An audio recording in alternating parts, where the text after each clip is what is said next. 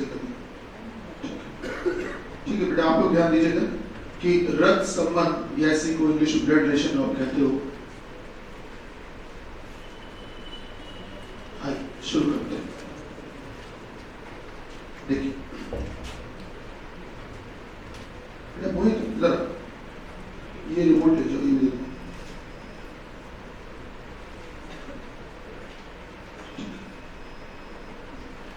चलिए स्टार्ट करते। तो इसमें क्या है, ब्लड रिलेशन में मुख्य रूप से जैसे आपने सवाल देखे होंगे, कहा जाता है कि ए का परिचय देते हुए बी कहता है ना, ए को रिड्यूस करवाते हुए बी कहता है कि इसके पिता के भाई के बेटे की पत्नी की माता जी जो है वो मेरी बहन है, वगैरह वगैरह। तो बताइए कि ए का बी से क्या रिलेशन है। एक तो ये सुने होंगे, इसके अलावा आपने ब्लड रिलेशन में सवाल सुने होंगे, या मैं बताऊंगा आपको, ये सब पढ़ने को मिलेंगे आपको इस चैप्टर में, कि एक तस्वीर की ओर इशारा करते हुए ये बताता है कि इस तस्वीर के भाई की पत्नी जो है वो मेरी बहन है। तो बताइए तस्वीर का ऐसे क्या संबंध है। एक ये सवाल हम लोगों को पढ़ने को मिलेंगे। बेटा इसी चैप्टर में हम लोगों को एक वो क्वेश्चन पढ़ने को मिलेंगे, जैसे कहा जाता है कि एक परिवार में 6 सदस्य हैं, A B C D E तथा एफ। एक परिवार में 6 सदस्य हैं, उनमें से 2 शादीशुदा जोड़े हैं, मैरिड कपल्स हैं। बोल दिया जाता है ये जो 6 सदस्य हैं इनके अलग अलग व्यवसाय हैं, प्रोफेशन में से एक डॉक्टर है, एक इंजीनियर है, एक टीचर है, वगैरह वगैरह वगैरह। फिर कह दिया जाता है कि इसमें टीचर की शादी एक डॉक्टर से हुई है, या ए जो है वो एफ के पिता हैं, डी सी की पत्नी है, ऐसे तमाम जानकारी दी जाती है। और उसके बाद आपसे प्रश्न पूछे जाते हैं, भाई अपनी थोड़ी हम पर ध्यान दीजिए।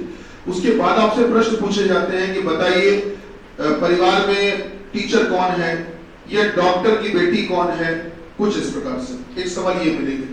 और एक सवाल हम लोगों को और पढ़ने को मिलेंगे जिसमें होता है, आपको बता दें कि जैसे कहा जाएगा कि a प्लस बी का अर्थ है कि ए बी का भाई है, a माइनस बी का अर्थ है कि ए बी की बहन है, कुछ इस प्रकार से। तो इनको बोलते हैं सिंबॉलिक रिलेशनशिप। ठीक है, हम लोगों को ये प्रश्न भी इसमें मिलेंगे।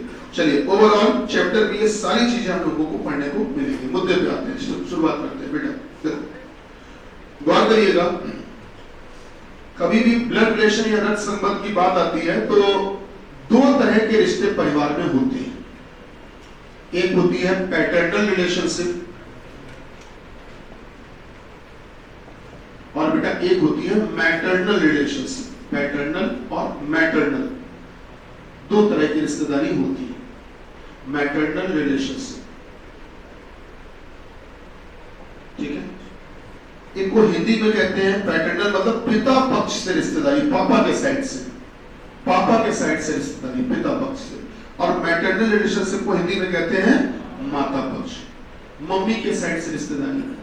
ठीक, अरे मोहित बेटा वो कह दो कि जो माउस है उसका कर्सर थोड़ा इधर करो तो ये ब्लैक वाला जो लिखा वो हट जाएगा। ठीक है, तो पिता पक्ष से रिश्तेदारी और माता, ठीक है, माता पक्ष से रिश्तेदारी, ठीक, सही हो गया। ठीक है बेटा, ये होती है। अब जैसे आप भी अपनी बात करो तो आप भी अपने घर में देखते होंगे पापा के साइड से भी रिश्तेदारियां हैं, मम्मी के साइड में भी रिश्तेदारियां हैं। अब आपको एक मजे की बात बताएं कि जैसे हिंदी में हम लोग सब जानते हैं कि किसको क्या कहते हैं हिंदी में, लेकिन आप लोगों के अब जो पेपर हो रहे हैं, चाहे वो एसएससी का कोई भी पेपर हो जिसमें कि हमने जीडी को भी शामिल रखा हुआ है, चाहे वो आपका यूपी पुलिस हो, ठीक, और चाहे वो आपका रेलवे हो, या इसके अलावा या आप लोगों का हो वीडियो, ठीक है, या फिर आप लोगों का यूपी ट्रिपल एससी, ठीक है, यूपी ट्रिपल एससी, ठीक।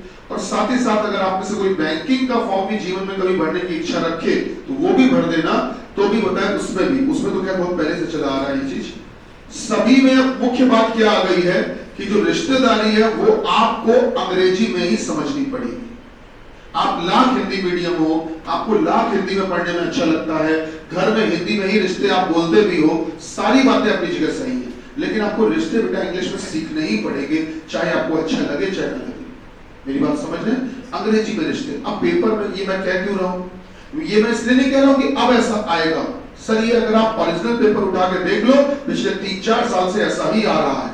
आप पिछला यूपी पुलिस कांस्टेबल का पेपर उठाना 2017-18 वाला, उसमें आप क्वेश्चन निकाल लेना और गूगल पे निकालना ओरिजिनल पेपर और देखना जो गुरुजी बता रहे उसमें कितनी वास्तविकता है। इसी प्रकार से एसएससी का लास्ट पेपर जो हुआ था वो आप निकालना, देखना क्या गुरुजी जो बता रहे हैं उसमें कितनी सत्यता है। ये सारी बातें आपको क्लियर हो जाएंगी। तो मैं आपको बता क्या रहा हूं, मैं उसको दोबारा से डिस्क्राइब कर देता हूं एक बार जल्दी से, कि अब जो रिश्तेदारी है उनको अंग्रेजी में सीखना भी आपके लिए अनिवार्य है। जैसे हमने आपसे कहा कि हमारे पिता के पिता, हमारे पिता के पिता को हम कहते हैं दादाजी, हिंदी में कहते हैं, बट आपको इंग्लिश में भी सीखना पड़ेगा कि उनको ग्रैंडफादर कहते हैं। क्या मेरी बात समझ रहे हैं? उसी प्रकार से जैसे मैंने आपसे कहा कि मेरे मम्मी के भाई, मेरी मम्मी के भाई को हम मामा कहते हैं, आप भी कहते हैं अपनी मम्मी के भाई को क्या कहते हैं? मामा, हिंदी में, लेकिन इंग्लिश में उनको कहते हैं अंकल। क्या मेरी बात समझ रहे हैं? तो आपको अंग्रेजी के रिश्ते भी सीखने पड़ेंगे। चलिए मैं सामने सिखाता हूं अंग्रेजी के मुख्य रूप से रिश्ते क्या जरूरी है आपको। चलिए देखते हैं। तो गौर करिएगा, चाहे पिता पक्ष की बात हो चाहे मम्मी पक्ष की बात हो, दोनों में से किसी की बात भी कर लें, अंग्रेजी में जो रिश्ते बोले जाते हैं वो दोनों ही तरफ से एक ही नाम से बोले जाते हैं। जैसे हम शुरुआत करते हैं अपनी, मेरे कोई पिताजी हैं तो उनको हम इंग्लिश में कहते हैं फादर। इंग्लिश में रिश्ते आप लिख लीजिएगा या याद कर लीजिएगा, जो पता हो उनको मत नोट करिएगा, वो तो पहले से पता हो। हमारे पिताजी को हम इंग्लिश में कहते हैं फादर, और हमारी मम्मी है जो, उनको हम इंग्लिश में कहते हैं मदर। इसके अलावा हमारे अगर पिता के पिता कोई है, बेटा पिता के पिता कोई है तो उनको हम कहते हैं, हिंदी में आप जानते हो उनको दादाजी कहते हैं, पर इंग्लिश में उनको क्या कहते हैं? ग्रैंडफादर। ठीक है, अगर हमारे पिता के भी पिताजी कोई हैं तो उनको हिंदी में तो आप दादाजी कहते हो या बाबा कहते हो, है ना, बाबा या दादा, लेकिन इंग्लिश में उनको कहा जाता है ग्रैंडफादर। ठीक है, इसी प्रकार से हमारी मम्मी के भी तो कोई पिताजी होंगे, मम्मी के जो पिताजी होते हैं उनको हिंदी में आप नाना कहते हो, नाना कहते हो, पर इंग्लिश में उनको कहा जाता है सर ग्रैंडफादर। इसके अलावा अगर हमारे दादाजी, जो दादाजी है ना, दादाजी बाबा, अगर हमारे बाबा के भी पिता जीवित हो तो उनको आप हिंदी में कहते हो पर बाबा, सुना होगा, या परदादा, बट इंग्लिश में उनको कहते हैं बेटा ग्रेट ग्रैंडफादर। उनको इंग्लिश में कहते हैं ग्रेट ग्रैंडफादर, हिंदी में आप कहते हो पर बाबा या परदादा। इसी प्रकार से हमारे अगर नाना जो है, नाना, नाना के भी अगर कोई पिताजी जीवित है तो उनको हिंदी में आप कहोगे पर नाना, पर इंग्लिश में उनको कहोगे ग्रेट ग्रैंडफादर। ठीक, इसके अलावा अगर पर नाना के भी, सॉरी, पर बाबा के भी पिताजी जीवित हो, पर बाबा के पिताजी, सर ऐसा अगर देखा जाए तो शायद ही किसी घर में हो। आप जितने लोग बैठे हो, मैं विश्वास के साथ कह सकता हूं, आप में से किसी के घर में भी पर बाबा के भी पिताजी जीवित हो, ऐसा नहीं हो। क्या है किसी के पर बाबा? कईयों के यहां तो पर बाबा भी नहीं, पर बाबा भी नहीं, बाबा तक। आज स्थिति यह है कि अब थोड़ा सा पुरानी जनरेशन को हम लोग उतना सहेज के नहीं रख रहे हैं, सम्मान नहीं कर रहे हैं, या उनका इतना केयर नहीं कर रहे हैं, जिस कारण से ज्यादा पुरानी पीढ़ी अब रुक नहीं रही। आपने देखा होगा कई घरों में बाबा तक भी नहीं मिलते हैं, नोटिस किया होगा, भला पर बाबा कैसे मिल जाए, और पर बाबा के भी पिताजी तुमसे जिंदा करवा रहे हैं। तो अगर ऐसे ढूंढोगे तो शायद सब में ढूंढ डालोगे तो एक भी ना मिले, या बहुतों में केवल कोई एक ही मिले। तो जब कोई चीज ऐसी होती है जो बहुत सारे लोगों में अकेली एक होती है तो उसको बोलते हैं यूनिक है, यूनिक है। और उसके आगे आर्टिकल लगता है इंग्लिश का, उसको बोलते हैं द। इंग्लिश का एक आर्टिकल कौन लगता है? द। तो इसीलिए जब हमारे परबाबा के भी पिता अगर कोई जीवित हो, उनके आगे भी एक आर्टिकल लगेगा, the great grandfather, the great grandfather. हमेशा ध्यान रखना, किसी भी चीज के आगे जब द लग जाता है तो इसका मतलब होता है कि उसके जैसा दूसरा कोई नहीं, तभी द लगता है।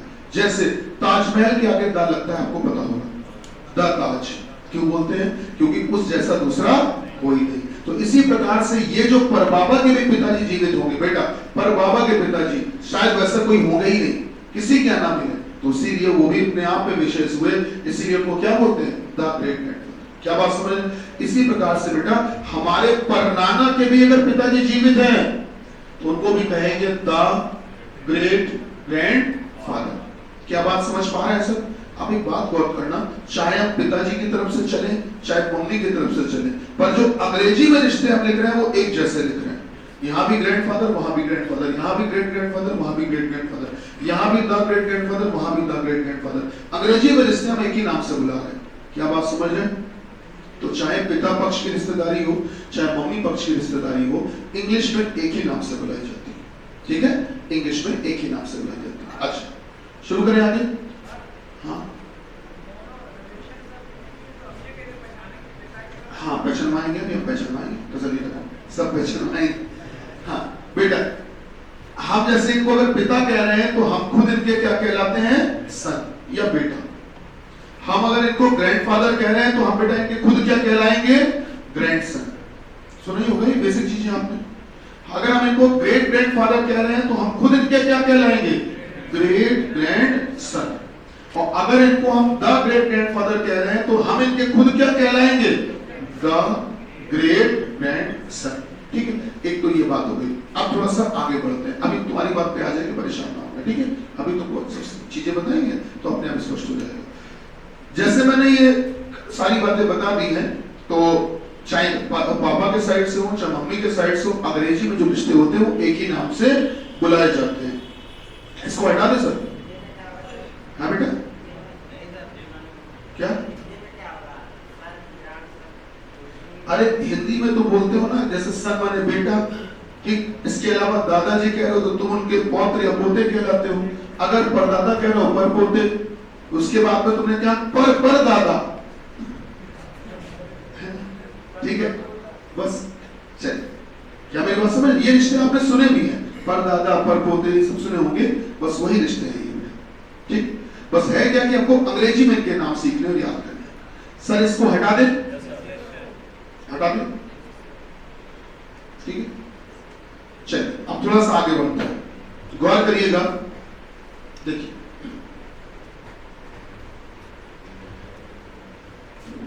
देखिए, अपना जो भारत देश है वो बेटा अपने यहाँ रिश्तों की बहुत अहमियत है।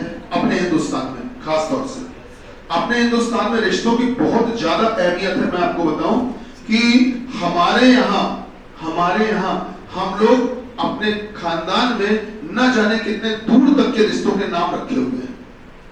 ये सच्चाई है। तो इसका मैं एग्जांपल बताता हूं, अपने रिश्तों की कितनी अहमियत है मैं आपको बताता हूं। एक यहां पर जो ये कन्नौज फर्रुखाबाद सुना है भैया? कन्नौज फर्रुखाबाद, तो कन्नौज फर्रुखाबाद साइड में, कन्नौज से मान लेते हैं, कन्नौज या बिल्हौर साइड से कहीं से ट्रेन आती है तमाम। एक ट्रेन चली, उस ट्रेन में कुछ सवारियां चढ़ी, सवारियां बैठ गई, तो जब एक किसी डिब्बे में बैठी सवारियां, तो वो सवारियां एक दूसरे को जानती तक नहीं थी। मैं आपको एक ऐसी घटना बता रहा हूं जो घटना यहाँ डेली घटती है इस ट्रेन में। आप कभी भी जाके पता कर लीजिए, देखिएगा आपको, और पता करने के साथ साथ में आपको मेरी बात से इत्तेफाक भी होगा अभी जब मैं पूरी बात बताऊंगा। तो हुआ ये कि कन्नौज या बिल्हौर साइड से कहीं से ट्रेन चली, वहां सवारियां बैठ गई। अब वो सवारियां अलग अलग घर से आई थी, एक दूसरे को जानती तक नहीं थी, सब बैठ गए लोग। अब बैठ गए तो ट्रेन में क्या होता है कि स्वभाव होता है लोगों में, थोड़ी देर के बाद में, और भाई साहब आप कहां से हैं, बातचीत शुरू हो जाती है। तो जब बातचीत शुरू हुई तो एक ने बताया कि हमारा जो घर है वो बाजार के पीछे, वो जो मिश्रा जी रहते हैं, बस हमारे दादा है वो। अच्छा, अरे दादा है? बोले हाँ, हमारे बाबा के छोटे भाई हैं। अरे उनके दामाद की बहू तो हमारे मामा घर की है, सही बताओ? बोले हाँ। इस हिसाब से तुम जो है वो हमारे ये वो दाने मन में कैलकुलेशन लगाते हैं, तुम हमारे चाचा लगे, तो पैर छू लेंगे। और पता चला वो लोग जो थोड़ी देर पहले, घंटे पहले एक दूसरे को जानते तक नहीं थे, जब वो रावतपुर स्टेशन में उतरे आके, तो चाचा फिर मिलेंगे, हैं रिश्ता जुड़ गया, नया रिश्ता मिल गया। अगले दिन फिर सफर किए, फिर नया रिश्ता जुड़ गया। सर ये अपने यहाँ है हिंदुस्तान में जो इतनी रिश्तों की अहमियत है, हम लोगों के यहाँ रिलेशंस को बहुत कंसीडर किया जाता है। वेस्टर्न कल्चर में, फॉरेन कंट्रीज में ऐसा नहीं होता। अपने यहाँ क्या है, जब शादी विवाह करने जाते हैं तो लड़की हो चाहे लड़का शादी करने जाया जाता है, तो वहां पर बहुत कुछ देखा जाता है। ये देखा जाता है कि जब हम शादी करने जा रहे हैं तो ऐसा तो नहीं कि हम अपने बेटे की शादी करने जा रहे हैं और कभी इनकी किसी पीढ़ी में या परिवार की किसी रिश्तेदारी में बेटी की शादी हमारे यहाँ हुई हो। अगर हुई हो तो बेटे की नहीं हो पाएगी। ये सब चीजें देखी जाती हैं। सर अपने यहाँ देखा जाता है कि रिश्ते में कहीं ये तो नहीं लग रहे हैं, वो तो नहीं लग रहा है, वगैरह वगैरह। वेस्टर्न कल्चर में ऐसा नहीं है। वेस्टर्न कल्चर में बस 2-3 रिश्तों को कंसीडर करते हैं मुख्य रूप से, माता पिता, सगे भाई बहन, बस 2-3 रिश्तों का सम्मान है, उससे ज्यादा कोई सम्मान नहीं। सब शादी आसानी से हो जाती है।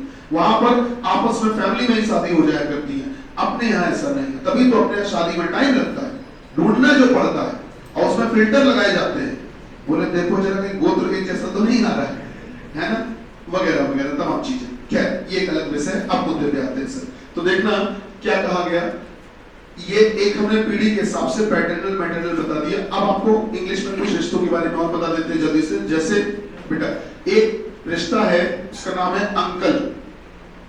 हाँ भाई, अंकल का मतलब क्या होता है जरा बताइए। देखिए आपको बता दे, हम लोग बचपन से जब पढ़ाई करते आए हैं तो हम लोगों के दिमाग में एक बात जबरदस्ती फिट की गई है, जबरदस्ती इंपोज की गई, जबरदस्ती घुसेड़ी गई एक बात। कौन सी बात? कि अपना भारत पुरुष प्रधान देश है।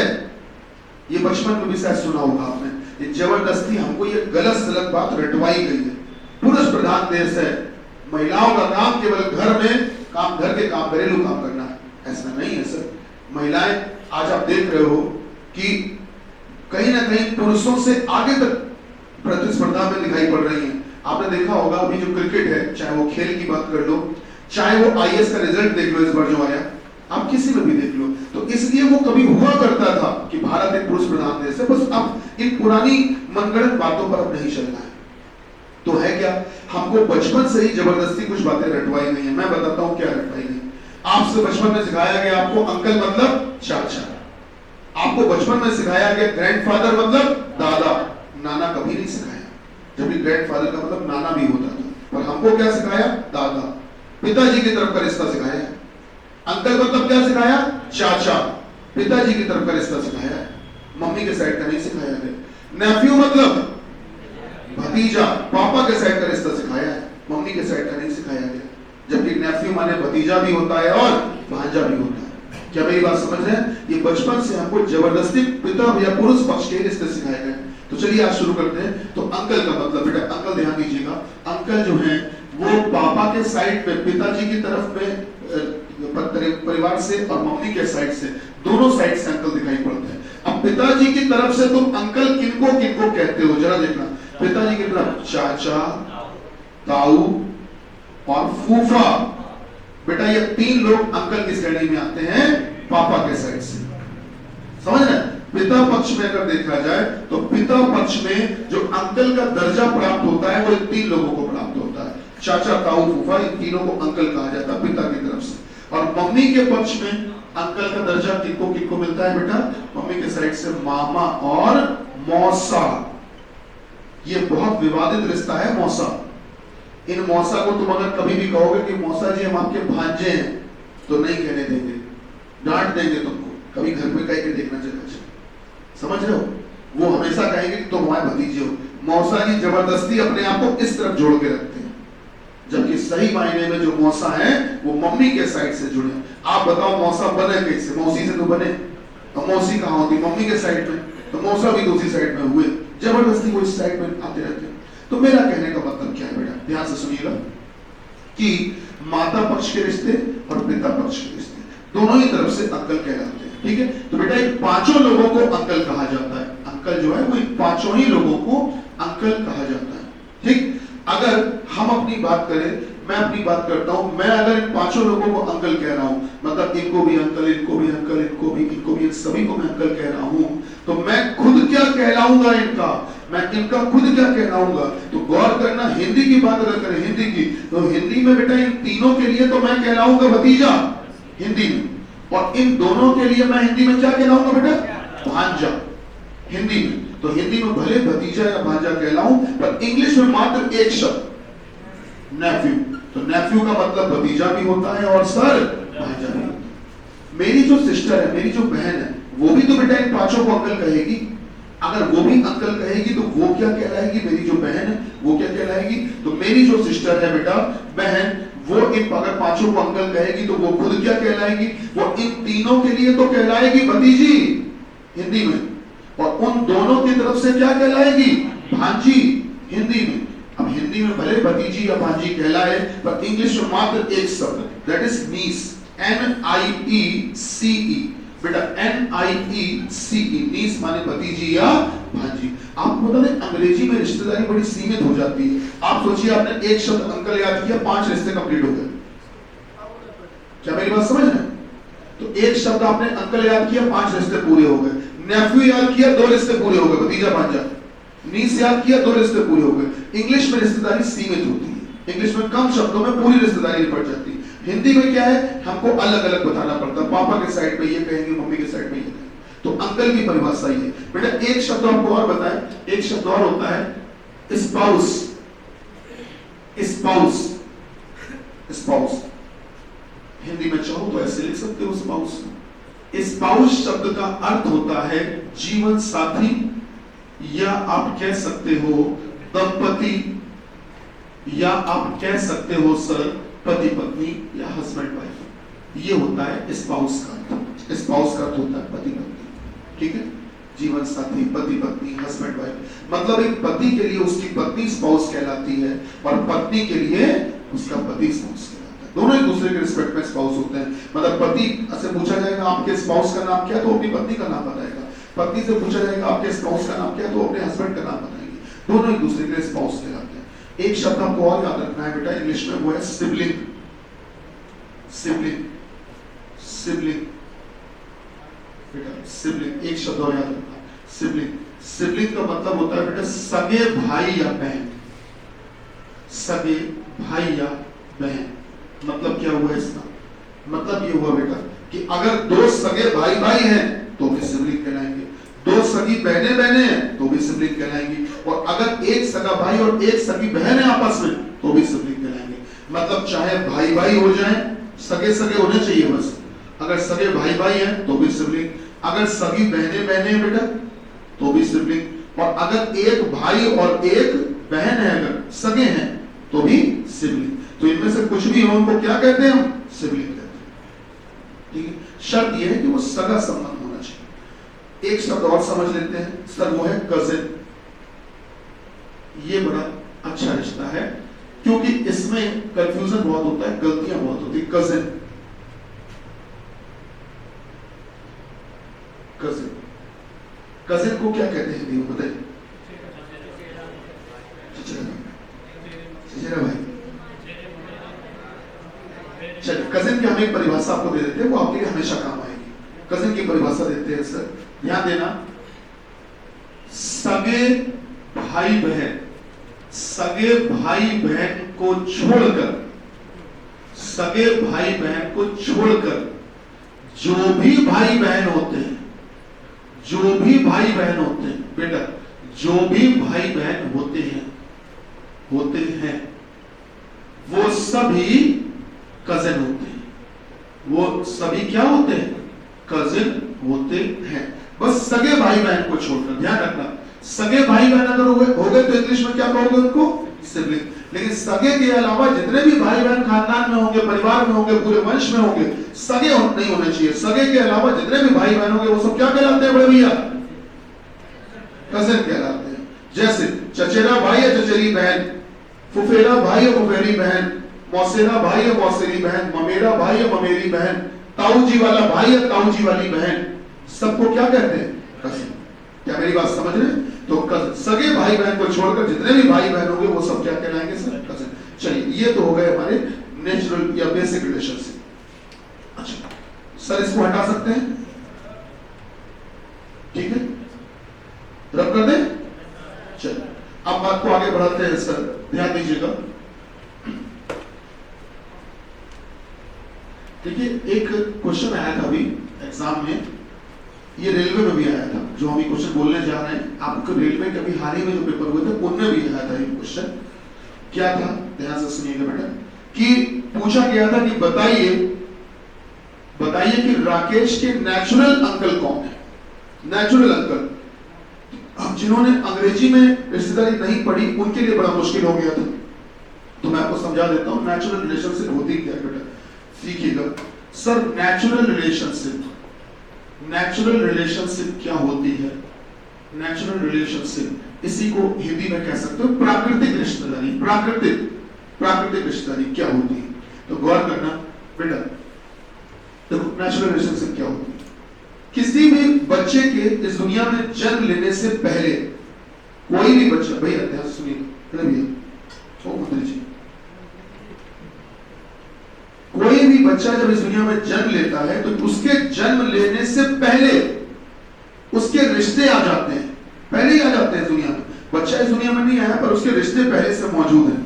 तो वो जो रिश्ते पहले से मौजूद होते हैं उनको बोलते हैं नेचुरल रिलेशनशिप या प्राकृतिक रिश्ते। जैसे आपने देखा होगा किसी परिवार में किसी बच्चे का जन्म होने वाला है, जन्म होने से पहले ही घर के सदस्य बोलने लगते हैं, मैं चाचा बनने वाला हूँ, मैं मामा बनने वाला हूँ, मैं फूफा बनने वाला हूँ, मैं दादा बनने वाला हूँ। गौर करना, जिसका बनने वाला हूँ वो भी आया नहीं इस दुनिया में, वो भी आया नहीं, लेकिन फूफा पहले आ गए, दादा पहले आ गए। तो कुल मिला के जब भी कभी किसी भी बच्चे के जन्म लेने से पहले उसके जो रिश्ते पहले आ जाते हैं उनको बोलते हैं प्राकृतिक रिश्ते। जितने भी आपने भी रिश्ते पढ़े थे बोर्ड पे, जितने हमने लिखे थे अभी तक जितनी देर से जो चल रहा था, ये सारे प्राकृतिक रिश्ते चल रहे थे, ये सब फिक्स होते हैं। अब आप सोचिए, जब आपका भी जन्म हुआ या मेरा हुआ या किसी बच्चे का जन्म हुआ, हम मान लेते हैं किसी बच्चे का जन्म हुआ, तो जन्म लेने जैसे उसका जन्म हुआ तो जन्म लेने के बाद क्या वो अब ये वो तय करेगा कि मेरे दादा कौन, हम बताएंगे, हम बताएंगे मामा किनको कहेंगे? ऐसा नहीं होता है बेटा, फिक्स है कि मामा यही है,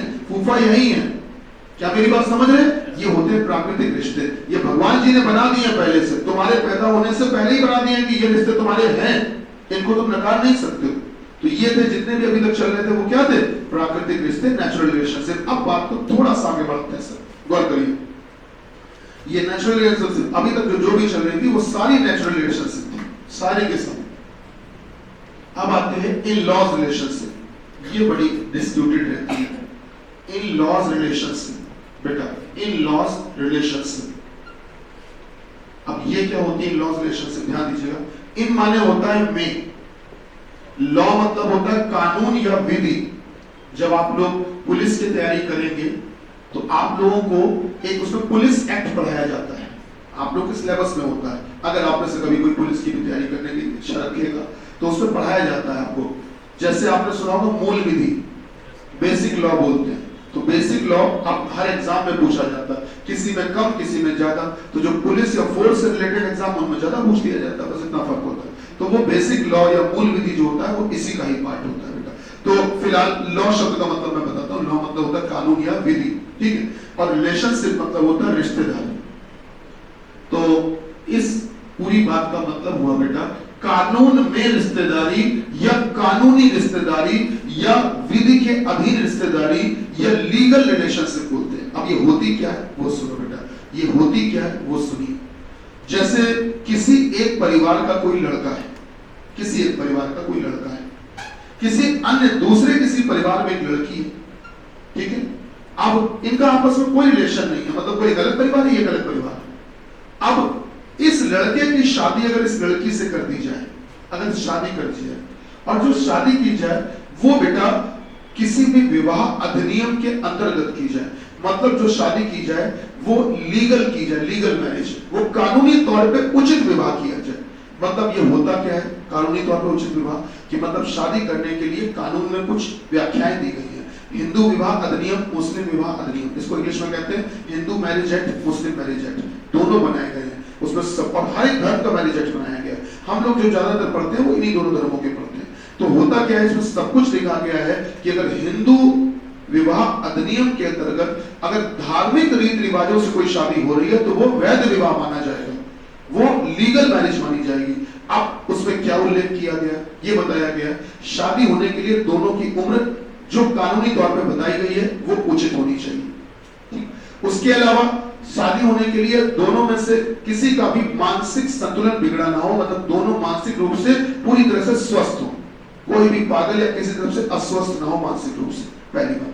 अच्छा, उसके आगे बताया ये गया है कि सर दोनों ही बालिग हो, साथ ही साथ दोनों अपनी स्वेच्छा से शादी कर रहे हो, मतलब दोनों की मर्जी शामिल होनी चाहिए। प्लस साथ ही साथ जब लीगल मैरिज हो रही होगी तो उस समय ये कहा जाता है शादी करवाने के लिए अगर धार्मिक विवेचनाओं के अंतर्गत हो रही है तो उसमें धर्म के जानकार, धर्म पुरोहित या पंडित जी का होना अनिवार्य है, जो धार्मिक ग्रंथों के आधार पर यह तय करेंगे कि ये अगर पूजा पाठ करें तो शादी कंप्लीट मानी जाएगी। तो इसीलिए आपने देखा होगा शादी बारात में पंडित जी भी रहते हैं, ये रखना मजबूरी है, चाहे वो आप किसी को डुप्लीकेट पंडित जी क्यों ना बना दो, लेकिन पंडित जी को आपको फोटोग्राफी में दिखाना ही पड़ेगा। अगर वो नहीं दिखाओगे तो वो मैरिज जो है वो इलीगल मैरिज मानी जाती है, कानूनी तौर पे अवैध विवाह माना जाता है। इसके अलावा वहां पर कुछ गवाहों का मौजूद होना भी आवश्यक होता है, जो ये तय करेंगे कि सर इनमें से किसी से भी जोर जबरदस्ती या दबाव से शादी नहीं की जाए।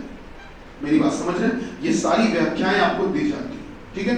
और खास तौर पे ये बात भी उसमें लिखी गई है, क्योंकि हमने लॉ किया है तो हमको तो पढ़ाया गया सारी चीजें, तो मैं आपको बेहतर बता पा रहा हूं। उसमें यह भी उल्लेख किया गया है कि शादी करते समय जब लड़का या लड़की जब शादी हो रही होगी तो दोनों में से किसी ने भी कोई भी मादक पदार्थ का सेवन ना किया हो। मादक पदार्थ का सेवन मतलब किसी भी नशीले पदार्थ का सेवन ना किया हो। अगर किया होगा इसका मतलब वो सेंस में नहीं है, तो शादी इलीगल कहलाती।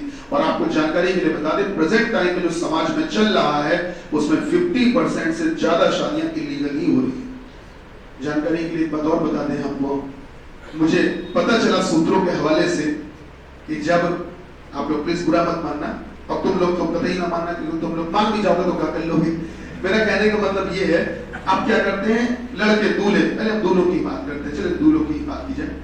दूल्हे क्या करते हैं, नर्वसनेस खत्म करने के लिए, नर्वस ना हो, समझ रहे हो, कुछ विशेष प्रकार की दवाई का सेवन पहले से, समझ रहे हो कहना क्या चाह रहे हैं, तो वो तरल पदार्थ का सेवन करके आ जाते हैं जिससे नर्वसनेस ना हो। कानूनी तौर पे देखा जाए तो इलीगल है। क्या बात समझ रहे? क्या वो एक अलग माहौल होता है, तो उसकी चर्चा ही बेकार रहेगी, मुद्दे पे आते हैं। तो जब बेटा किसी लड़के लड़की की शादी कानूनी तौर पे वैध की जाती है, इसी प्रकार से ये तो धार्मिक रूप से होती है। जब तुम शादी बारात में जाते हो तो जो वीडियोग्राफी हो रही होती है, तो तुम बड़ी खुशी वीडियोग्राफी करवाते हो। जब वीडियोग्राफी वाला तुम्हारे सामने आता है, खाना खा रहे होते हो, तो थोड़ी देर के खाना रोक देते हो, बढ़िया फोटो आनी चाहिए। भैया वो तुम्हारी वीडियोग्राफी तुम्हारी खूबसूरती के लिए नहीं कर रहा है, वो तुम गवाह हो वहां पे, जो वो गवाह बोले गए कानून में, शादी के दौरान गवाह मौजूद होने चाहिए, तो तुम गवाह हो। जब कल को मुकदमा होगा तो बुलाया जाएगा। ये थे जब शादी हो रही थी, जबरदस्ती नहीं की गई है, इसलिए अफसोस समझ के वीडियोग्राफी करवाना। कभी भी जब वीडियोग्राफी होती तो पंडित जी की फोटो जरूर ली जाती, कभी ध्यान देना, ये इसीलिए क्योंकि वो लीगल एक्ट में लिखा गया है। बात समझ रहे हैं? ये सारी चीजें इसीलिए की जाती है। चलिए क्या बात को आगे बढ़ाते हैं। तो बेटा जब लड़के की इस लड़की से शादी हो गई, तो कानूनी तौर पे जब शादी हुई, वैध विवाह हुआ, तो बेटा ये लड़का अब इस लड़की को पत्नी कहेगा, ठीक, और ये लड़की इसको अब पति कहेगी। बात बिल्कुल सही। तो ठीक है, जब इन दोनों के रिश्ते आपस में जुड़ गए, दोनों हस्बैंड वाइफ हो गए, पति पत्नी हो गए, तो अब इन्होंने अपने परिवारों के रिश्ते भी जोड़ लिए। सोचो, इस कड़ी के जुड़ने के बाद अब परिवार भी आपस में जुड़ गए, रिश्ते जुड़ गए। कैसे जुड़ गए समझो। लड़का अगर इनको पत्नी कह रहा है, तो अपनी पत्नी के पिताजी को, अपनी पत्नी के पिताजी को वो ससुर कहता है, ससुर, पर इंग्लिश में कहेगा sir, father in law. English में क्या कहेगा? Father in law. बात समझ रहे हैं सर, कि वो हिंदी में तो ससुर कहता, पर इंग्लिश में कहेगा फादर इन लॉ। अब इस बात का मतलब क्या हुआ? फादर मतलब हुआ पिता, इन मतलब हुआ मेन, लॉ मतलब कानून। मतलब लड़का कह रहा है अपनी पत्नी से, कि पत्नी से कह रहा है कि जो तुम्हारे पिताजी थे, आज से वो मेरे भी पिताजी हुए, मेरे भी पिताजी हुए। तो मेरे पिताजी तो हुए, पर कानून में हुए, कानून में, कानून के अनुसार मेरे पिताजी हैं। मेरे अपने वाले पिताजी प्राकृतिक वाले अलग हैं, लेकिन आज से ये भी मेरे पिताजी हो गए, कानून के अनुसार, कानूनी तौर पे, लीगल तौर पे, कानून में पिताजी। तो और इसी प्रकार से जैसे तुम्हारी माता जी हैं, आज से वो मेरी भी माता जी हुई, मदर इन लॉ। क्या कहते हैं? Mother in law. इन्हीं को आप कहते हो ससुर। तो ठीक है, जब इस लड़के ने अपने माता पिता मान लिया, फादर और मदर मान लिया, तो ये माता पिता भी कहते हैं कि बेटा ठीक है, आज से तुम भी हमारे बेटा हो गए। बेटा तो हुए, लेकिन कानून में। तो इसीलिए कहते हैं सन तो वो सन, लेकिन किसमें? कानून में। सन इन लॉ, कानून में तो हमारे कानूनी तौर पे बेटे हो गए। क्या मेरी बात समझ रहे हैं? इसीलिए उसको कहते हैं सन इन लॉ, और इसी को हिंदी में आप एक नाम से और बुलाते हो, दामाद। इसी प्रकार से लड़का जो है वो अपनी पत्नी के भाई बहनों को भी अपने भाई बहन के रूप में स्वीकार कर लेता। कहता है जैसे तुम्हारे भाई बहन वैसे आज से मेरे भी भाई बहन, लेकिन ये मेरे ब्रदर तो हैं और सिस्टर तो हैं, लेकिन किसमें? कानून में। तो ये ब्रदर इन लॉ और बेटा सिस्टर इन लॉ। क्या बात समझ पा रहे हैं बेटा? कानून में मेरे भाई बहन है, कानूनी तौर पे, ठीक है। इसी प्रकार से लड़की भी कहती है अपने पति से कि जैसे आपके माता पिता, आज से वो मेरे भी माता पिता, लेकिन वो कहलाएंगे फादर इन लॉ और बेटा मदर इन लॉ, मतलब सास और ससुर। तो ठीक है, जब लड़की इनको फादर और मदर भले कानून में मान रही है, भले कानून में मान रही है, लेकिन मान तो रही है। तो लड़की जब इनको माता पिता मान रही है, तो फिर ये माता पिता भी इसको बेटी मानने लगते हैं, लेकिन कहते हैं कि तुम मेरी बेटी तो हो, डॉटर तो हो, लेकिन डॉटर किसमें हो बेटा? कानून में, डॉटर इन लॉ, इसी को हिंदी में कहते हैं बहू। ये लड़की अपने पति के भाई बहनों को भी अपना भाई बहन मानती है, लेकिन कहती क्या है, ब्रदर इन लॉ और बेटा सिस्टर इन लॉ। हिंदी में रिश्तों का नाम होता है, आप सब जानते हो, ननद, देवर, जेठ। सुने, लड़की अपने पति के भाई बहनों को क्या कहती है, ननद, देवर, जेठ। सुना है कि नहीं बेटा, है ना, भाई बहनों को, वही चीज है। चलिए, इतनी बात कंप्लीट। अब बात को आगे बढ़ाते हैं, लिखिए सवाल जल्दी से देखिए।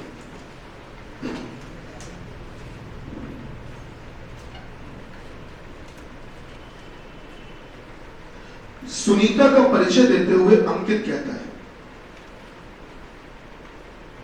सुनीता का परिचय देते हुए अंकित कहता है, आप लिख रहे हैं, सुनीता का परिचय देते हुए अंकित कहता है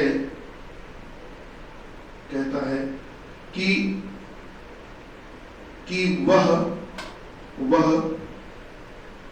मेरी माता के इकलौते बेटे, मेरी माता के इकलौते बेटे,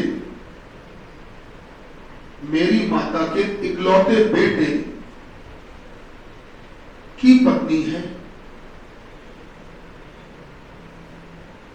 की पत्नी है, पत्नी है। तो बताइए, तो बताइए, तो बताइए कि अंकित से सुनीता का क्या संबंध है? तो बताइए कि अंकित से सुनीता का क्या संबंध है? तो बताइए कि अंकित से सुनीता का क्या संबंध है? तो बताइए कि अंकित से सुनीता का क्या संबंध है? भैया लिख लिया? चलिए शुरू करते हैं। देखिए, हम लोग करेंगे क्या इस चैप्टर में, जो पुरुष है, पुरुष को हम लोग एक काम करेंगे, प्लस साइन से, प्लस के निशान से दिखा देंगे, और जो महिलाएं हैं उनको बेटा माइनस साइन से दिखा देंगे, माइनस के निशान से। ये दर्शाने के पीछे एक तर्क भी होता है, हमारा तर्क भी होता है। जैसे पुरुष में आगे पा लिखा है, पा, तो पा मतलब प्लस, महिला में मा लिखा है, मा मतलब माइनस, थोड़ा सा पहचानने में आसानी रहती है। बाकी आप अलग अलग चिन्ह का इस्तेमाल भी कर सकते हो, कि एक को गोले से दिखा दो, एक को त्रिभुज से, वो अलग अलग है, जो आपको ठीक लगे आप दिखा सकते हैं। अच्छा, एक और बात, ब्लड रिलेशन के लिए जो ज्यादातर चीजें यूज करते हैं, जैसे करते हैं लोग अक्सर, हमारी सलाह रहेगी कि हम उस चीज को यूज नहीं करवाएंगे आपसे, क्योंकि ब्लड रिलेशन में आपने जो सवाल, देखिए, अगर आप इस तरीके से सवाल लगाते हो, जैसे बोला गया कि अंकित की कोई माता जी है, या अंकित की माता मान लेते आर है, अंकित की माता कौन है, आर, तो आप क्या करते हो, अंकित यहां लिखते हो, आर ऐसे लिख देते हो। फिर बोल दिया गया सुनीता अंकित की पत्नी है, तो आपने ऐसे करके सुनीता लिख दिया। बोला गया महेश अंकित का बेटा है, तो आप महेश ऐसे लिख देते हो। आप में से कुछ लोग करते भी होंगे, ठीक। अगर आप ब्लड रिलेशन के सवाल ऐसे करते हो, तो इससे आपके नॉर्मल क्वेश्चन जो आपने अभी तक लगाए हैं, सरल सरल वाले, वो तो आसानी से हो जाएंगे। जब आप पजल वाले क्वेश्चन लगाओगे, जो सच में ब्लड रिलेशन के पेपर में पूछे जा रहे हैं, जो थोड़े से बड़े लेंथी क्वेश्चन आते हैं, अगर उनको तुम इस फैमिली ट्री मेथड से लगाओगे, सर नहीं कर पाओगे। मैं विश्वास के साथ कह रहा हूं कि आप अगर 10 सवाल लगाओगे तो 10 में से 9 गलत करोगे, केवल एक शायद धोखे से सही हो जाए, वो भी धोखे से। बात समझ रहे हैं? इसीलिए हम जानबूझ के ऐसा मेथड लेके चल रहे हैं, जो बेटा आपका चाहे पजल के क्वेश्चन मिले, चाहे वो बेसिक क्वेश्चन मिले, सारे क्वेश्चन उससे हो जाए, ठीक है। थोड़ा सा आप लोगों को इस बात को साथ में सीखना होगा, और इससे ये मानकर चलिए, चाहे जैसे भी क्वेश्चन को घुमाएं, कितना भी परेशान किया जाए आपको, लेकिन आपका आंसर हमेशा सही आएगा। जैसे शुरू करते हैं, सवाल में क्या बोला गया था, किसका परिचय देते हुए? सुनीता का परिचय देते हुए, तो हमने ये लिख दिया सुनीता। सुनीता का परिचय देते हुए अंकित कहता है। अब जाहिर सी बात है, अगर सुनीता का परिचय देते हुए कह रहा है, तो सुनीता के बारे में कह रहा होगा, सुनीता के बारे में कह रहा होगा, और क्या कह रहा है वो बताइए। परिचय देते हुए कहता है कि वह जो सुनीता है ना, वह मेरी माता की, मेरी माता मतलब अंकित की, मेरी माता के इकलौते बेटे। अच्छा सोचो, अंकित की मम्मी का एक ही बेटा है इस दुनिया में, तो अंकित की मम्मी का अगर कोई इकलौता बेटा है, तो क्या वो इकलौता बेटा वापस अंकित होगा कि नहीं होगा? अंकित की मम्मी का अगर एक ही बेटा है इस दुनिया में, तो क्या वो खुद अंकित होगा? बिल्कुल होगा। तो अंकित क्या कह रहा है कि मेरी माता के इकलौते बेटे की पत्नी है, यही तो बोला है। तो क्या कुल मिला के अंकित की पत्नी सुनीता हो गई कि नहीं हो गई? अच्छा एक बात और समझिएगा, ये जो तीर का निशान बेटा, ये जो एरो होता है ना तीर का निशान, ये एरो जिसकी तरफ लगा होता है ये रिश्ता उसी के लिए बोला गया होता है। तो यहाँ पर आपने पत्नी किसको कहा है? सुनीता को। तो बीइंग अ वाइफ, एक पत्नी होने की वजह से ये हो गई माइनस, और ऑब्वियस सी बात है कि अगर वो पत्नी माइनस है तो ये पति होगी और क्या होगी? प्लस। माता जी आपने ऊपर इनको कहा है तो ये माइनस होगी, महिला होगी। हमसे सवाल क्या पूछा गया था वो सुनो। सवाल क्या था जरा बताओ। तो बताइए कि हाँ बताइए कि अंकित से सुनीता का क्या संबंध है। देखो अब आपको बताएं इसमें कहानी कहां पे गड़बड़ होती है।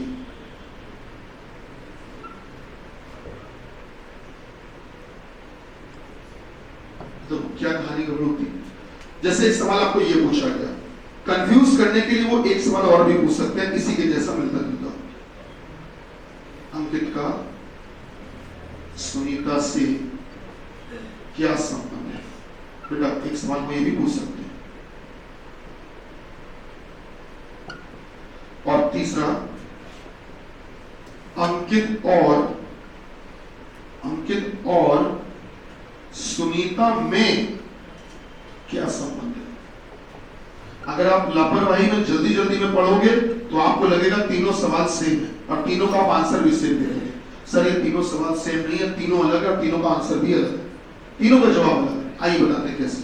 जैसे पहले में बोला गया अंकित से सुनीता का क्या संबंध। हमेशा ध्यान रखिएगा बेटा, जिसके साथ में से लिखा होता है, से जिसके साथ में भी से लिखा होता है उसका रिश्ता कभी नहीं बताया जाता, कभी नहीं बताया जाता। जिसके साथ में से लिखा उसका रिश्ता कभी नहीं बताया जाता। ठीक है। कुछ बच्चे क्या करते हैं, वो गलती ये कर देते हैं, उन्होंने जबरदस्ती का मन में अलग एक एंगल बना रखा है कि जो नाम आगे होता है रिश्ता उसका बताते हैं। गलत है, ये सब कुछ नहीं होता है सर। जिसके साथ में से लिखा उसका रिश्ता कभी भी नहीं बताते। तो फिर यहाँ पर बताना किसका है? सुनीता। सुनीता क्या लग रही है बस ये बताना। तो आप बताइए जो सुनीता है वो अंकित की क्या लग रही है? पत्नी। तो इस पहले वाले का आंसर है पत्नी। अच्छा दूसरे में बोला गया अंकित का सुनीता से क्या संबंध है। अब जरा ध्यान से देखो, से किसके साथ लिखा है? से सुनीता के साथ लिखा है। तो अब सुनीता के बारे में नहीं बताना है। जिसके साथ में से लिखा होता है उसका रिश्ता कभी नहीं बताया जाता। तो फिर बेटा बताना किसके बारे में? अंकित की। कि जो अंकित है वो सुनीता के क्या लग रहे हैं? पति। दूसरे वाले का जवाब है पति। तीसरे में बोला गया अंकित और सुनीता में क्या संबंध है। तो यहाँ पर इन दोनों के बीच में रिलेशन बताना है। तो बेटा आंसर क्या आएगा? पति पत्नी। क्या बात थोड़ी बहुत समझ में आई? इसका आंसर है पति पत्नी। तीन सवाल, तीनों के जवाब भी अलग है। भैया थोड़ा बहुत समझ में आ रहा है? तो जिसके साथ में से बोला जाए बेटा उसका रिश्ता कभी नहीं बताया जाता। चलिए अब लिखिए अगला सवाल जल्दी से। एक सिंपल सा क्वेश्चन देखो बेटा। यदि पी फॉर जो पैरट होता है ना, पैरट, पी की बात कर रहे हैं, पी। यदि पी के बाद कॉमा लगाइए, कॉमा। क्यू तथा आर की बहन है, क्यू तथा आर की बहन है। आप लिख रहे हैं पी क्यू तथा आर की बहन है। ठीक, आगे लिखो, आगे लिखो। डब्लू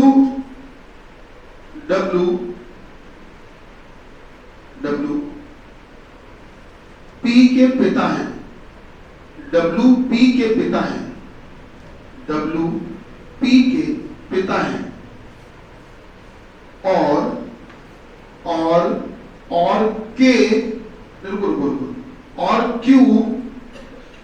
क्यू के की संतान है, और क्यू के की संतान है, और क्यू के की संतान है। तो बताइए कि निम्न में से कौन सा कथन, तो बताइए कि निम्न में से कौन सा कथन, तो बताइए कि निम्न में से कौन सा कथन, निम्न में से कौन सा कथन, तो बताइए कि निम्न में से कौन सा कथन निश्चित रूप से सही नहीं है। निम्न में से कौन सा कथन निश्चित रूप से सही नहीं है। निम्न में से कौन सा कथन निश्चित रूप से सही नहीं। अब नीचे लिखिए ऑप्शन पहला लिखिए सर, पहला लिखिएगा। लिखिएगा पी, पी के की बेटी है। पहला ऑप्शन है पी के की बेटी है। दूसरा ऑप्शन लिखिए सर, दूसरा ऑप्शन लिखिएगा, दूसरा ऑप्शन लिखिएगा सर, दूसरा ऑप्शन लिखिएगा, लिखिएगा आर, आर पी का भाई है, आर पी का भाई है। तीसरा ऑप्शन लिखिए, तीसरा ऑप्शन लिखिएगा, लिखिएगा डब्लू, डब्लू आर का पिता है, डब्लू आर का पिता है। लिखा। चौथा ऑप्शन लिखिए, चौथा ऑप्शन लिखिए सर, चौथा लिखिएगा, लिखिएगा, लिखिएगा के, के, के पी की माता है, के पी की माता है। लिखा? लिख लिया? पांचवा लिख लीजिए, पांचवा लिख लीजिए, लिखिएगा डब्लू, पांचवा लिख लीजिए, डब्लू के की पत्नी है, डब्लू के की पत्नी है। हाँ बताइए आंसर क्या है? हाँ भाई आंसर सेकंड, बढ़िया, शाबाश। और बताएं रमन, क्या आंसर होना चाहिए? ये जो हमने भाषा लिखवाई इस सवाल की, आपके पेपरों में अब यही भाषा आ रही है, आप लोग ओरिजिनल पेपर देखिएगा बेटा। इस सवाल का सही जवाब केवल पांचवा है, केवल पांचवा है, दूसरा आंसर है ही नहीं, है ही नहीं। बताते हैं क्यों, ध्यान दीजिएगा सर। दूसरा जो है वो बेटा होगा ही नहीं, आंसर है पांचवा। आइए बताते हैं क्यों, ध्यान से समझिएगा बेटा, गौर करिएगा। आपको पता है एग्जामिनर आपको जानबूझ के ऐसे ऑप्शन देता है जिससे आप जल्दबाजी में शुरुआत में ही किसी आंसर को तय कर लो और आप आगे बढ़ो भी ना। आपको जब हमने ऑप्शन बोले थे तो दूसरा ऑप्शन सुनने के बाद आपको आगे के ऑप्शन सुनने का बहुत मन भी नहीं कर रहा होगा, सर आंसर तो मिल गया, क्या करना। और मैं आपको बताऊं कई लोग तो पांचवा लिखने में इंटरेस्टेड भी नहीं थे। इंटरेस्टेड क्यों नहीं थे? क्योंकि दूसरा पता था सही है तो क्यों पांचवा लिखवा रहे हो। लेकिन जब पांचवा लिखा तो समझ में आया कि यही ज्यादा सही है। आइए देखते हैं कैसे। बेटा सवाल क्या था, पढ़ो। बोला क्या था? पी किसकी किसकी बहन है? क्यू तथा आर की बहन है। तो जो क्यू है क्यू की भी बहन है और आर की भी बहन है। इस समय अगर आप देखिए तो मुझे बताइए क्या ये जो तीर के निशान लगे एरो को पी की तरफ लगे? तो ये बहन यहाँ पी को कहा गया, यहाँ भी बहन पी को कहा। अच्छा अगर क्यू और आर दोनों की बहन है तो फिर ये लड़की होगी। तो अगर ये दोनों की बहन है तो इसका मतलब कि वो दोनों इसके भाई होंगे। कोई जरूरी नहीं है सर, दो भाइयों की भी बहन हो सकती है और दो बहनों की भी तो बहन हो सकती है। और हो सकता है इनमें से कोई एक भाई हो कोई एक बहन हो, एक लड़का और एक लड़की की भी तो बहन हो सकती है। तो ये जरूरी नहीं कि वो क्यू और आर इसके भाई हो। मेरी बात समझ पा रहे हैं जो मैं कहना चाह रहा हूं? पी अगर इन दोनों की बहन है तो क्या वो दोनों इसके भाई होंगे? क्या निश्चित रूप से नहीं सर, कुछ भी हो सकता है, भाई भी हो सकते हैं और बहन भी। कुल मिला के कुछ भी हो सकते हैं, आपको पता नहीं, लेकिन इतना जरूर पता है कि तीनों के तीनों जो होंगे वो सिबलिंग होंगे। तीनों के तीनों सिबलिंग होंगे। सिबलिंग का मतलब सगे भाई बहन ही होंगे, होंगे सगे। क्या ये बात मानते हैं कि नहीं? चलिए बात को आगे बढ़ाते हैं। आगे क्या बोला गया था? डब्लू पी के पिता। अच्छा सर डब्लू अगर पी के पिता होंगे तो तीनों ही बच्चों के पिता होंगे? तो तीनों ही बच्चों के पिता होंगे। बेटा हमने इस प्रकार से पिता लिख के यहाँ लिख दिया डब्लू, तीनों बच्चों के पिता है डब्लू। आगे बताओ क्यों किसकी? के की। अगर सर क्यू जो है वो के की संतान है तो मेरे ख्याल से फिर क्यू अकेली थोड़ी संतान होगी। तो ये तीनों ही बच्चे के की संतान होंगे। तो ये तीनों ही बच्चे किसकी संतान है? के की। तो अगर के की संतान है ये तीनों बच्चे, तो गौर करो ये तीनों बच्चे में के पिता किनको कह रहे थे? डब्लू को। और संतान के की है, पिता उनको कह रहे हैं। इसका मतलब फिर के को क्या कहेंगे? माता। तो क्या ये डब्लू और के आपस में पति पत्नी हो जाएंगे कि नहीं? जिसमें आप ये कह सकते हो कि जो डब्लू होगा वो के का पति कहलाएगा। क्या ये बात सही है? अच्छा अब बात को आगे बढ़ाते हैं, सवाल शुरू करिए। सवाल की भाषा पढ़िए, उसमें एक लाइन लिखवाई है मैंने कि बताइए निम्न में से कौन सा कथन निश्चित रूप से, वो जो निश्चित रूप से लिखा उसको अंडरलाइन कर लो। निश्चित रूप से, ये बहुत कीमती शब्द है। निश्चित रूप से कौन सी बात सही नहीं है जो 100% गलत हो? समझ रहे हो? जिसमें कोई सत्ता वक्ता नहीं, निश्चित रूप से गलत हो। चलिए अब पढ़ते हैं पहला ऑप्शन पी के की बेटी है। ये बात तो सही लग रही है हमको, देखकर बताइए जो पी है क्या वो के की बेटी होगी कि नहीं होगी? भाई अगर के की संतानें हैं तीनों तो पी बेटी भी तो हुई, पहला तो सही। दूसरा बताया सर आर जो है वो पी का भाई है, तो जो आर है वो पी का भाई है कि पी की बहन है कि दोनों में से कुछ भी? तो भाई जो आर है वो पी का क्या होगा? भाई भी हो सकता है, बहन। भाई कुल मिला के पी जो है वो आर की क्या है? बहन। तो अगर पी बहन है तो वो बहन आर को कहेगी क्या? भाई बहन, कुछ भी कह सकती है। तो सर ये बात अभी निश्चित रूप से सही नहीं है और निश्चित रूप से गलत भी नहीं है। सर ये कंफर्म नहीं है कि ये भाई है कि बहन है, गलत या सही कुछ भी नहीं। तीसरा ऑप्शन क्या था? डब्ल्यू आर के पिताजी हैं। बताइए क्या तीनों बच्चों के पिताजी हैं? सर बात तो बिल्कुल सही है। चौथी बात क्या थी? के पी की माता है। सर देखकर बताइए तीनों ही बच्चों की माता है कि नहीं? भाई तीनों बच्चे अगर संतान है के की तो ये तीनों बच्चे के को माता भी तो कहेंगे। तो ठीक है, बात तो ये भी सही। सर पांचवा पढ़ लेते हैं। डब्ल्यू के का पति है, डब्ल्यू के की पत्नी है। सर डब्ल्यू के की पत्नी है, जबकि आप देख रहे हो कि डब्ल्यू जो है वो के का पति है। और हमने आपको क्या लिखवा दिया कि डब्ल्यू के की पत्नी। तो ये बात निश्चित रूप से गलत है। क्या मेरी बात समझ रहे हैं? तो इस क्वेश्चन का जो फाइनल आंसर है वो कौन सा है बेटा? पांचवा। दूसरा वाला गलत हो सकता है पर पांचवा वाला गलत है। अंतर समझ पा रहे हैं? दूसरा गलत हो सकता है पर पांचवा गलत है। आपसे ये नहीं पूछा था कि कौन गलत हो सकता है, ये पूछा था कौन सा गलत है निश्चित रूप से। तो आंसर क्या होगा सर? पांचवा। क्या बात समझ में? नहीं देंगे, अगर दे भी रहे तो भी पांचवा ही आंसर है, क्योंकि दूसरे वाले में तो अभी डाउट है। और आपके क्वेश्चन की भाषा में क्या लिखा था? निश्चित रूप से, है ना? तो निश्चित रूप से गलत आप इसी को कहो। ये निश्चित रूप से गलत नहीं है, ये शायद है, शायद गलत हो सकता है, पर ये सर को कंफर्म पता है कि ये गलत है। दे दे तो भी कोई फर्क नहीं पड़ता। मान लेते छठा ऑप्शन दे दिया दूसरा या पांचवा, तब भी आंसर पांचवा ही है। मेरी बात समझ रहे हैं? हम दूसरे के साथ तो रिश्ता जोड़ भी नहीं पाएंगे। क्यों? क्योंकि दूसरा वाला निश्चित रूप से गलत नहीं है, गलत है ये कंफर्म। क्या मेरी बात समझ रहे हैं? कि ये कंफर्म निश्चित रूप से गलत है। ठीक, अगर निश्चित रूप से शब्द हटा देते और बोल देते कि कौन सा गलत हो सकता है या कौन सा गलत होगा, तो फिर ठीक है सर, फिर अब दूसरा भी हो सकता है। लेकिन हिंदी वाला और तो भी गलत है, तो भी आंसर पांचवा ही देना। अगर यह हटा के यहाँ पर ये लिख दें तो भी सर आंसर पांचवा ही। क्यों बार बार मैं उस बात को क्यों कह रहा हूँ, इंपोज कर रहा हूँ? सर पांचवी वाली बात निश्चित रूप से गलत है और दूसरी वाली बात निश्चित रूप से गलत नहीं है। अगर निश्चित नहीं लगा है उस स्थिति में आप उस पर जा सकते हो, बिल्कुल जा सकते हो, बिल्कुल जा सकते हो। मेरी बात समझ रहे? और वो भी अभी नहीं जाओगे, अब नहीं जाओगे, जो इन्होंने थोड़ी देर पहले लगवाया था उसमें जा पाओगे, और वे कभी नहीं जा पाओगे। जाओगे किसमें? या। बात समझ रहे? अगर निश्चित हटा दे या लगवा दे, हाँ तब चले जाना, इसके साथ कोई दिक्कत नहीं। लेकिन निश्चित जैसे ही लगा दिया, अब ला दिया ऑप्शन देते रहे इतने सारे, लेकिन आंसर आपका पांचवा बिल्कुल 100% गलत, इसलिए इसका सम्मान। ठीक है, चलिए कल की क्लास में मिलते हैं। ठीक, कंटिन्यू करते हैं। कल शीट भी दे देंगे आपको, कल आपको हम ब्लड रिलेशन की शीट भी देंगे। चलिए इसको